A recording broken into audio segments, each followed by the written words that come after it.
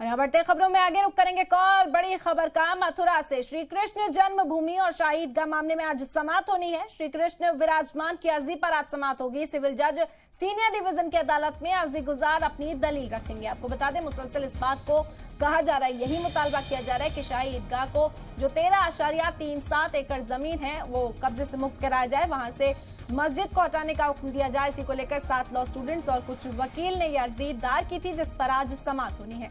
बता दें कि पहले गुज़िश्ता रोज इस मामले पर समाअत होनी थी, लेकिन इस समाअत को टाल दिया गया था, पोस्टपोन कर दिया गया था और आज इस मामले पर समाअत होगी। कोर्ट इस मामले को सुनेगा। शाही ईदगाह को हटाने का मुतालबा इस अर्जी में किया गया था। 13.37 एकड़ जो जमीन है श्री कृष्ण जन्मभूमि की, उसे लेकर ये पूरा तनाजा है। मथुरा से इस वक्त की बेहद अहम खबर आप तक बता रहे हैं, जहां एक तरफ ज्ञानवापी मामले पर आज समाअत होनी है, वहीं मथुरा पर भी सभी की निगाहें टिकी रहेंगी। श्री कृष्ण जन्मभूमि और शाही ईदगाह का मामला भी कोर्ट में पहुंच चुका है। समाअत इस मामले पर होगी। बता दें कि श्री कृष्ण विराजमान की अर्जी पर यह समाअत होगी।